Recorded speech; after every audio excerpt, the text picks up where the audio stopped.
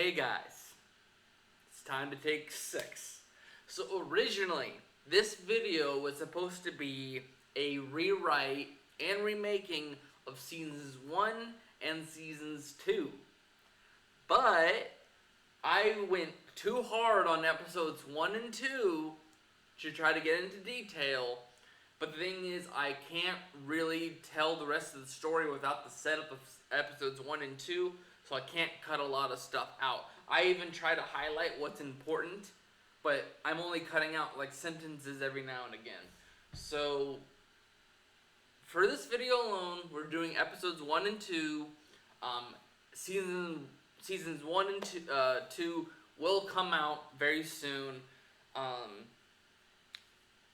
That way we can try to get done and get moving on to seasons 3 through 6. I made this because a lot of people wanted me to return to it. And this time I wanted to do a proper job of actually doing the story elements rather than just, well, this happens in this happens in that. Kind of like running through a lot of the season without actually giving any reason to the episodes. While there is some that kind of have very little to do with the story, it's more just like a little moment. But alright, real quick before we get into this, this is the final episode for the countdown of the 10th anniversary. We had 4 other episodes over here, and then we had 5 episodes on Bolt. Bolt is in the description below. Also on Bolt, we have a last 10 days, and today we've had the countdown drawings. And then tomorrow we'll have a kind of celebration quick draw on top of a compilation. So there's 2 releases tomorrow, and then I'm looking at a possible 10-hour stream over on Bolt Live. Yet again, in the description below. But hopefully everyone likes this. Basically, to kind of get through it, let me just go ahead and go over the basics. So this is seasons 1 and 2 are covering the first year of Miaculous. It is PG-13 with a little bit of blood and light language, and it's a 2D animation similar to the PV. A big thing that got me into this thought process is Marigold, the fan comic that gives Chloe the Ladybug Miraculous through stealing it out of Marinette's bed. Bed. Why are you in her bed, Chloe? But she becomes Scarlet Lady, which later down Fu gives the Bee Miraculous to Marinette to make her Marigold. And Shat is kind of like, Shat and Adrian are very sassy and kind of stand up for themselves a lot better in that series. And I think, yes, we kind of do get that stuff. But, that kind of like hints at him being a muck. But, him being his own person for a little bit, getting that sassiness is something I really liked, so that's going to be in here. Not to mention another big thing is I'd like them to change outfits throughout the series, because he is a model and she is a fashionista, well, a designer. They should be able to have clothes, because the issue with most of the seasons is it's telling us that it's in 1 year. Like, it's been ridiculous, as I think all of Hawkmoth is in 1 year, and that makes no sense. Especially if you want time to develop characters. Not to mention the amount of times that Mr. Pigeon was recorded akumatized. You have to have akumatized several people in a day, which I think Gabriel, as a clothes brand designer and CEO, does not have the time to keep doing multiple Akumas in a day. But let's just get into this, because I really need to get this done, post it, because I'm trying to fight with this. Normally this lands about the 40-minute line by the time I'm done by summarizing this. I'm hoping to get done before that because I have to go try to do some dishes. Also, a quick announcement, I will be doing my redesigns for the Miaculous characters that I care to, such as Ladybug, Chat Noir, Hawkmoth, Mayora, Bubbler for sure, and I think I'm also going to do some others, but basically, I will post Ladybug and Chat Noir over here, and then I'll tease you guys for the rest of them, but those others will release on my Patreon, which is free, and my Instagram. So, alright. There'll be character kind of sheets, and then I'm trying to get I'm trying to actually get some custom-made drawings for the thumbnails for these episodes. Because I'd really like to, from now on, have my rewrites, have my own design in them. Alright, so starting with Seasons 1, Episode 1, Stoneheart. Hawkmoth is notified of the presence of multiple Miaculous, while Fu senses the evil behind the butterfly Miaculous. This is kind of meeting the two main forces. Moving on, we meet Marinette Dupain Chang. She's age 14. This is her first day of high school.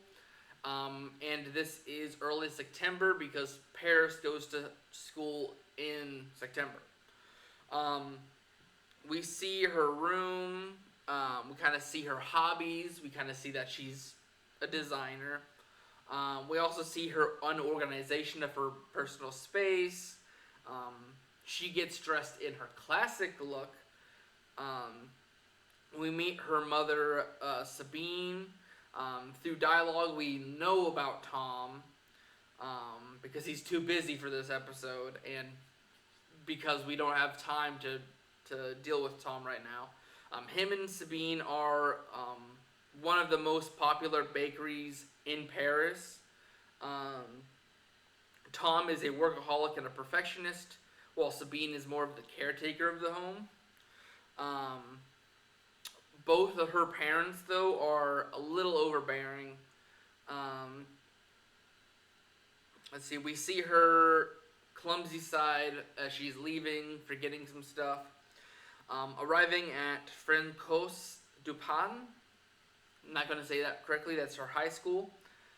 We meet her classmates on a surface level, both in personality as well. We meet Nino, the laid-back, fun-loving guy who wants to be a DJ. We have Alex, the tomboy, who's obsessed with sports. We have Kim, the jock type, who normally likes competition, especially with Alex. But in his ignorance to have fun, he comes off as a jerk sometimes. Max, the brainiac type, who is so smart, he's made a robot with an AI assistant. We have Julika and Rose, who are literal opposites of each other. Julika is the soft-spoken introvert who goes for a gothic look, while Rose is an extrovert with a very girly pink look. And she's the most outgoing of most of her classmates, but it's more of just ADHDs included. Maylene is the environmentalist, and who tries to have everyone's interest in mind. Ivan, another introvert who carries a more emo look. He doesn't mean to, but his vibe kind of scares a lot of people off. Only people to go out of their way to talk to him are Rose, Mari, and Maylene especially.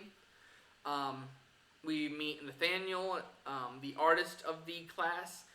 He is a new face in their 8th year, so previous year he was new to the class, and he wanted to talk to everyone, but then he got finally put in his place by her, as Chloe and Sabrina come in. Chloe Bourgeois, Paris's princess, her father is the mayor, allowing her to get away with almost anything. In the previous years, her and her friend, Sabrina, bullied the rest of the school till the point that even clubs are not safe from them. Um, to follow their basically, let's see here. Oh, Mari's goal this school year is to stick it to Chloe and get her classmates to be able to follow their dreams without her harassment. Chloe gets everyone's attention, announcing that her best friend Adrian would come to the school soon. Everyone that isn't the main class starts to fangirl out. Mari, of course, is like, I don't like this being a friend of Chloe. Must be a jerk. Chloe calms everyone down, explains that, she basically wants them to lie when he comes to make her look good, make her sound like one of the most amazing people ever. Rose goes to inform Mari that Adrian is Adrian Agreste, son of Gabriel Agreste, the most popular fashion brand in Paris, Agreste, and he is the model, which is why he is getting fangirled over. Going into the classroom, we meet Ali Césaire, a new face. Mari gets along very quickly with her, but Chloe comes in and ruins the mood by doing a cruel prank on Mari, and she has like a hate boner for Mari for no reason.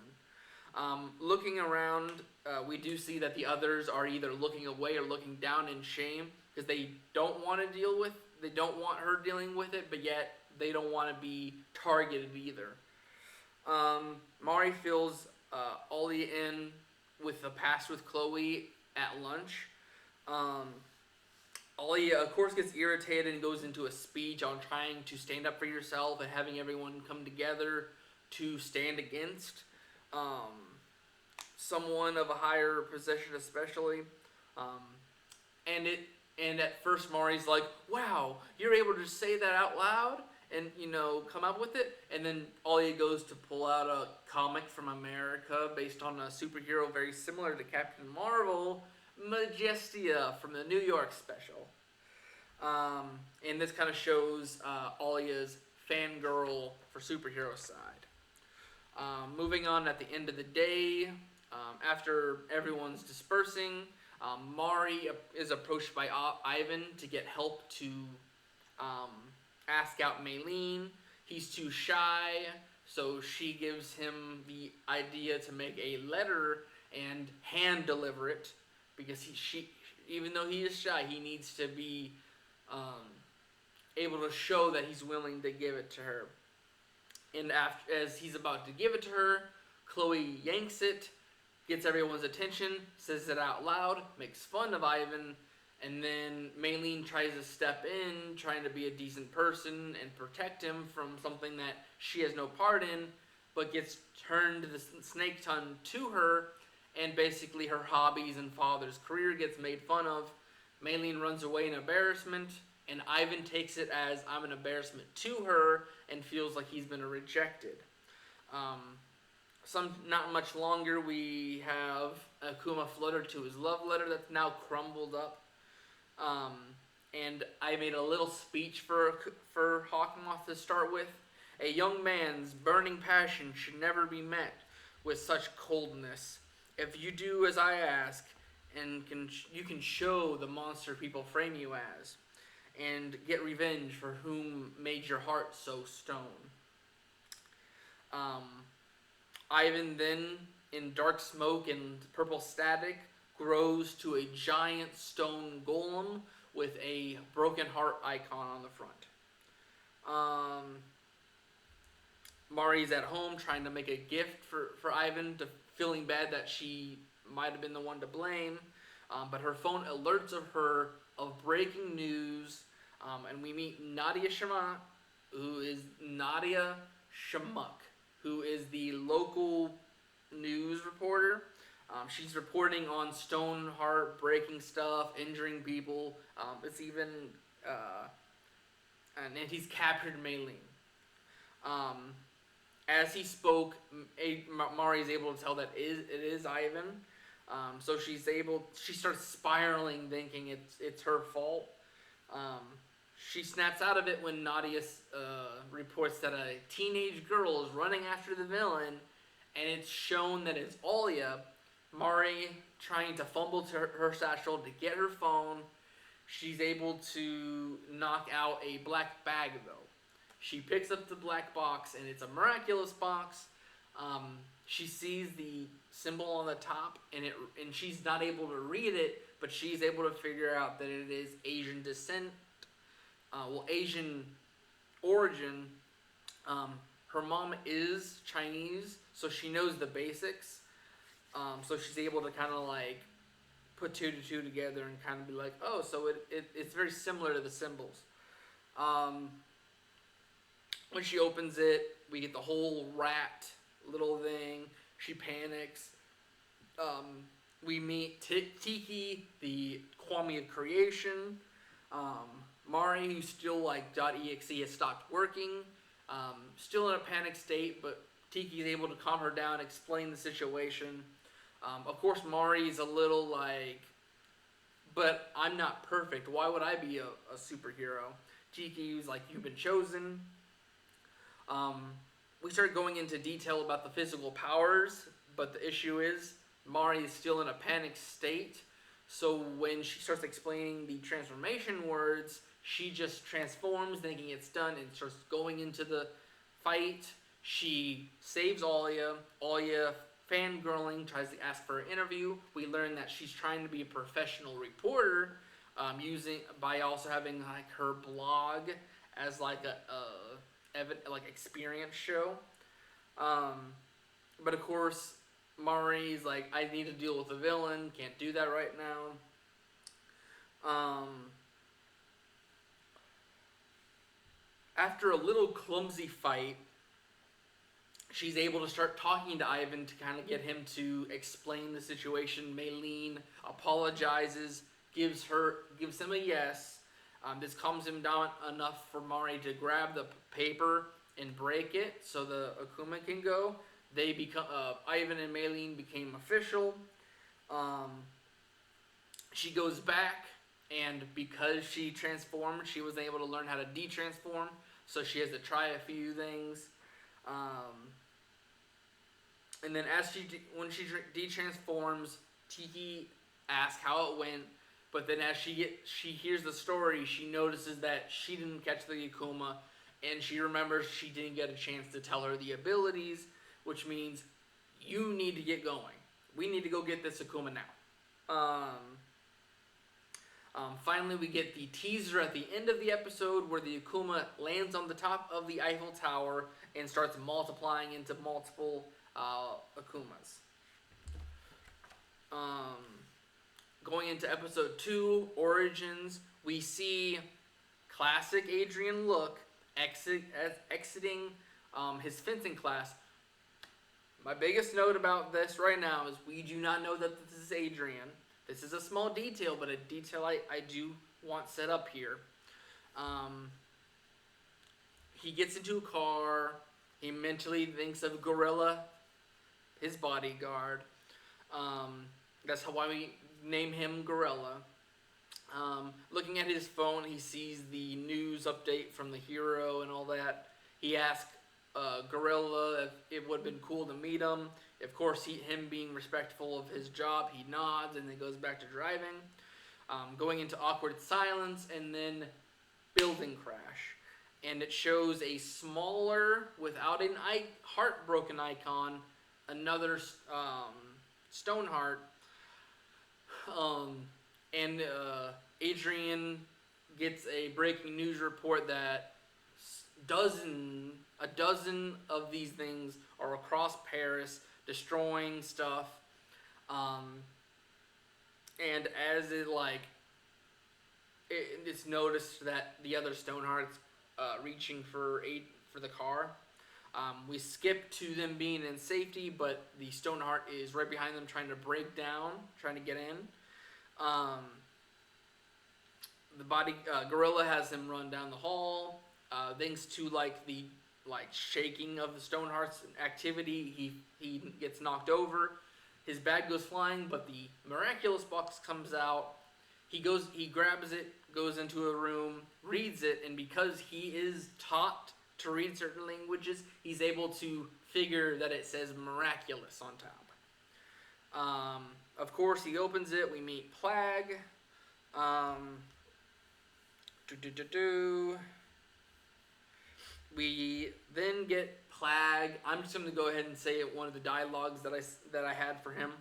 Who interrupted my nap? Oh, it's you. I guess you're my new holder. I can turn you into a hero, give you some powers, save the day, blah, blah, blah, blah. All right, let's go. This is kind of like showing Plague is like, dude, whatever, I want to get back to my nap. Let's hurry this up. Of course, Adrian is like amazed, but yet he's like, I kind of want more information. Plague's like, listen, kid, I offer you the ability to become a hero. Why not just jump into the action? Adrian, like, he might be pumped, but he's like, I really want to know all the aspects of this hero thing. Plague is exhausted, kind of does a gremlin thing, like, how dare you make me do this? But goes into the physical abilities, explains the transformation and detransformation phrases, and then explains the ability of Cataclysm, which in this version, it is detailed as it brings whatever he touches the worst luck, which means any metal will rust and any glass will shatter. He goes to transform, but Plague interrupts him, saying, "You need to promise me cheese for all that explaining." Of course, Adrian, being the good boy he does promise. He goes into an anime flare. A thing that I did not mention is that Mari, when she was transforming, she's like freaking out, so she's got like ants in her pants, like, what's happening? Where Adrian's like going into it. He proceeds to go save Oya from another Stoneheart. He gets her to safety. She wants a interview on him, but he's like, we have villains to do. I promise I will do it after we're done with the villains. And he does introduce himself as Chat Noir. Because he is a big fan of superheroes and a geek, so he'd have his own name.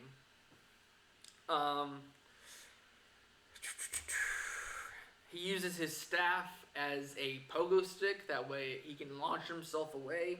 He goes to the Eiffel Tower, and I love this sentence. So he looks trying to like survey what to do and kind of make a plan, and he's also looking out for the hero when he hears a stressed screaming and turns to see the other hero flying at him. They knock into each other. Her yo-yo ties around them and makes them into a web-like cocoon. Shat introduces himself. Mari is so flustered and clumsy that she introduces herself as clumsy. Kind of explains that it's kind of her fault why the Stonehearts are doing what they're doing. And he says it's an honest mistake. We're both new to this. Let's just make sure we can solve the mistake. They explain their abilities. They kind of make a plan together. We do learn that the Lucky Charm is kind of just a piece of a puzzle that's kind of like a hint. Just like, alright, here's the situation, here's a hint. So say she wants to decide between like 10 things. The Lucky Charm will give her what she truly desires and cutting the decision out completely. So it basically makes something so much quicker. And then if she's done with a charm, she can cast a spell, Miaculous Ladybug, that basically in a time frame can fix any magic-based damage, injury, or death. We also learn that when the body of the user is not mature enough, when the body is mature, it makes a magical circuit so that when they use their powers, it doesn't put them down. But because they don't do that, it comes from the actual energy of the Kwami, which means it exhausts them, so they have 5 minutes after using their powers. Um, they go to the catacombs. Shat takes all the structure out of it so that they fall in. Mari's able to break all the akumatized objects. Um, Interview all the reporters, including Alia, and any civilians come to kind of cheer them, but they kind of celebrate too quickly as all the Akumas um, group up. Well, actually, let me see. Where did I say? They swarm together to make a face, announcing themselves as Hawkmoth.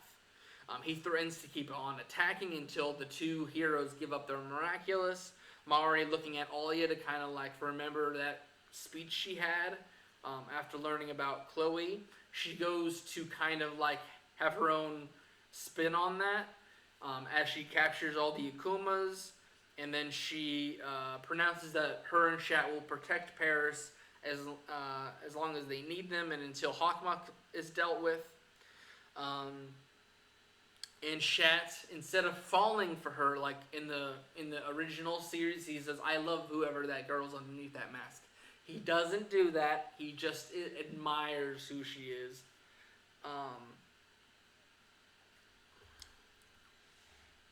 Um, let's see here. So everyone cheers. Everyone. She uses the miraculous ladybug.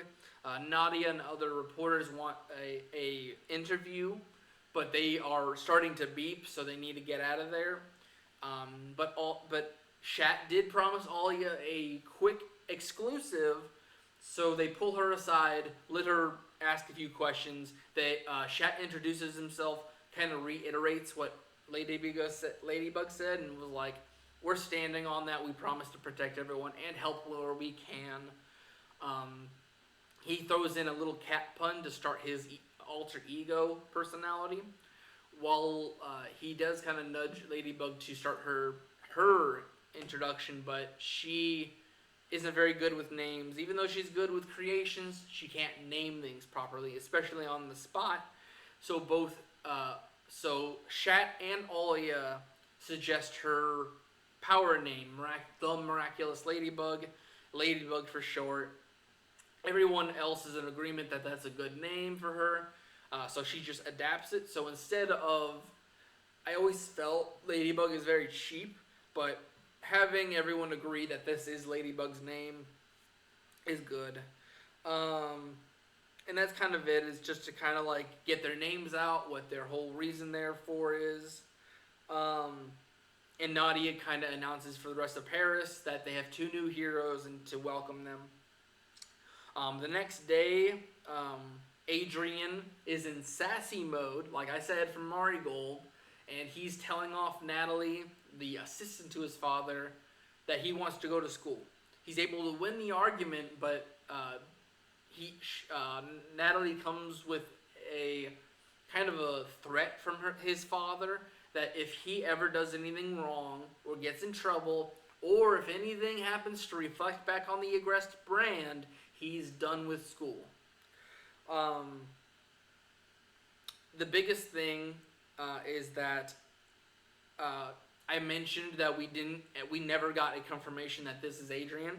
Is that he shows up to the school, meeting everyone. Chloe announces that this is Adrian, and my biggest reason is that I wanted people to see him be his own person rather than just connect him to Chloe.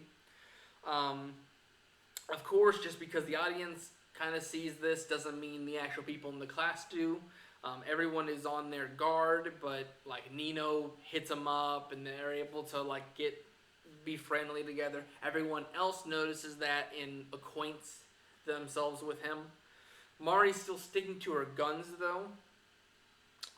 People who want to wonder why Chloe isn't doing anything is because she's trying to play the nice guy when Adrian's there to kind of like make a fake persona in front of him, kind of.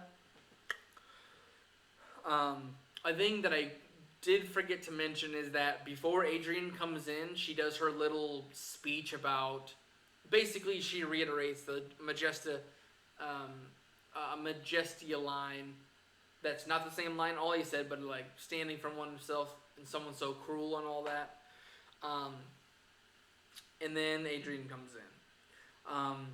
So at the end of the day, you know, Chloe hasn't been able to do anything, but she does still hate Mari for saying that little piece she said earlier, and takes her umbrella, breaks it, and throws it in the trash to get back at Mari. So Mari is now left in a left out in the rain while it's like pouring. Adrian comes out to kind of ask her why he was getting avoided. They have the whole umbrella scene. They kind of make up, and it's all thanks to Chloe that we got that umbrella scene. While Mari isn't crushing per se at the end of that, she is admiring that this is someone that somehow was connected to Chloe, but is such a decent person. Her walls are still up though, just in case this is someone who's trying to play the long game. We do get a quick montage of like from early September to early October. We see more of Maylene and Ivan's relationship blossom. Now that everyone can kind of freely express themselves, Kim is more or less of a, like, he actually gets to understand his friends and what they like and dislike. So he doesn't come out as much of a jerk anymore. He has more fun competitions with Alex. He actually gets along well with Max.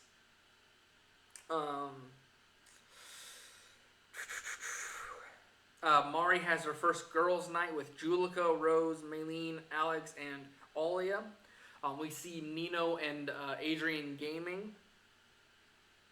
And then a big thing that I did not like about the original series is that because this is all supposed to be in the year, it feels so like all over the place. So I really wanted to say at the very end of this episode, we get in this montage, we see October 20th, Marinette's birthday. I know we were supposed to have Buffane here, but I think that's best for season 3 and the start of a new year. Her sweet 16th birthday will be Buffane.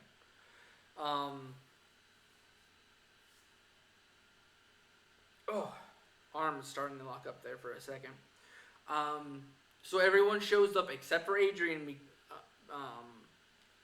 However, he does give her a gift the next day, and it's a bracelet for her. Using his coloration, like the yellow and the blue. Kind of showing their friendship, even like he wanted to be more genuine than go and buy her whatever. So showing that he made her something kind of shows he put effort into it. And this kind of starts to show a little bit of Marinette's crush by having her blush after he's gone, looking at it. At the end, we get to see Ladybug and Chat Noir beat the villains from the movies to kind of do like an in-between. We also see that they do their iconic fist bump. And then we tease that the first week of October, there's an announcement that there will be a new Weather Girl, and we see the 2 choices. But before we get into the rest of Season 1, the notes is that I really wanted to set up the basics, the characters, a little bit of the personalities and interest. We only get to hear Hawkmoth, but we don't get to see him or Gabriel, and then I kind of wanted to give Hawkmoth a different voice to kind of cover up that when we finally meet Gabriel, we can't just instantly connect the two. I wanted to really set up the love triangle as admiration rather than just straight up a crush, because like, yeah, you can crush on your first sight and meeting of someone, but I feel like the complex characters that are Mari and Adrian, I feel like you need to give them the chance to kind of like explore their feelings. So just starting them as admiration and then slowly having them blush at certain things makes sense. I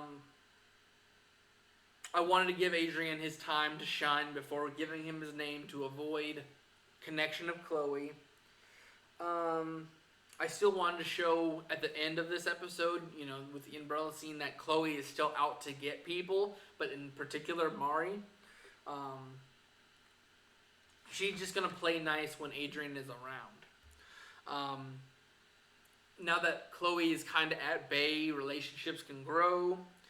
I did leave out characters like Tom and Miss Bustier. That way, like, our main cast can grow. I wanted to give so little side characters as possible. With all this exposition of like characters and the Miaculous, like how they work and all that. Episodes 1 and 2 having Mari and Adrian have their own episodes and letting them shine. Also, it was nice to finally see Mari in her slice of life, while Adrian is more of a hero life, which kind of shows what they want to do, where Mari kind of wants to just be with her friends and family, while Adrian is more of a, I'm looking for my freedom, and Shat gives him that. Let's see here.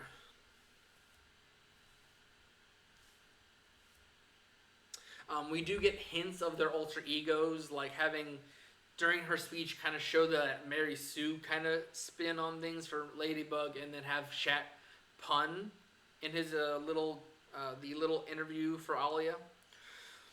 A huge thing is that episode 2 having Adrian shine. We forget, well, yes, Mari is the outgoing and multi-talented. Adrian is as well, but in different ways. And I'm not trying to put Mari down, but Adrian is the smarter one of the two. Well, yes, she can get high marks. He has so much more study material under his belt. He's more well-versed, I'd call it. And this is just because Gabe pushed so much stuff on him. He does have a lot more battle knowledge. So one of the things that I will say now, I'll bring it up later in season 2, but I hate Copycat as a episode. I'm not having Copycat in my rewrite. Copycat is the worst episode, I believe, in Miaculous history. Not only does it show that you're giving an immediate imbalance to the heroes by having Ladybug knock out both the Akumatized villain and Shat. Not knock them out, but be better than the two. It's like, no, she's not. They're supposed to be yin and yang, and you're saying Ladybug is the sun and Chat Noir is the freaking moon. Well, yes, they have to do a symbiotic relationship for protection of others. The sun will always be the thing way bigger and brighter than the other. Well, the other one gets shaded out a lot. And it just makes no sense that your co-star isn't a star in the first place. And then it's also kind of like he has fencing classes, so his battle knowledge would, in fact, be able to match or even beat Ladybug at some points. It's very Batman and Nightwing-esque. Where it's just like one is versus another things, while the other one is more like flexible. I am okay with Mari being the strategic person because of her like designer brain. It feels like her having better detail is a good thing to give her. But this does not mean Shat can't help with plans from time to time. Like with Stoneheart here, he kind of says, all right, let me just use my cataclysm to kind of like capture them. And she kind of makes up the location.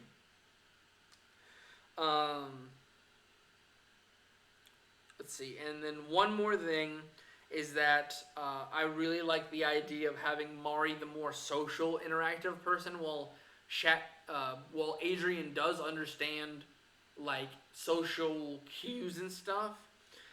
He doesn't have a big understanding of stuff. I really like him still being the sunshine child. Um, like literally, even though he's a teenager, having him be like, "Hey, Dad, what's a period? You're not supposed to ask that." That would be what Adrian would be, um, and he wouldn't understand the gravity of that kind of question. Um, that I understand, but as he is like interacting with people, he does gain that experience. However, because he is so new to this and he's a teenage like emotional person, he does get emotionally connected to some things, and that kind of downfalls him on Shaq's side. I really like that from. It's not Dark Cupid. It's when they reakumatize um, Kim, and it's to kind of show off that Maury had a crush on him, and he laughed at it being a joke, um, and how like Shaq was just like, catch these hands. That is how I feel like it would be a good thing to show as he socially upgrades. His emotional connections can get the better of him from time to time. But another thing that I really like the idea of is just uh, there will be people who put Ladybug in as the leader role, and she will bring herself responsibilities, and that kind of stresses her out. Which, with her panic in these first two episodes, shows that she's not good under stressed. Under stress. Um, very similar to Adrian Shat's emotional side, her stressed side is her downfall. So, anyways, I think probably during our break, I'll do the rest of season one, and then probably November is when I'll bring back season two. Like I said, it's all down here. It's already ready. I'll be working on those drawings so that it kind of makes this feel decent enough. But yeah, I do need to get going. I am happy that this is done. I am sad though that it took me this long to get through 2 episodes. But like I said, it's a very big setup. So, anyways, hope you guys like this one. We'll be returning. There is a lot of more detail in these separate episodes, and it wasn't just all in one go. So while it doesn't have the paragraphs upon paragraphs upon paragraphs per episode, we still got a lot of detail in each one of them, and how they kind of mend our characters. But alright, people, I will see you guys in the next one. See you guys next week for Nancy Drew and the remaining of season one. So I'll see you guys in the next one. Bye-bye.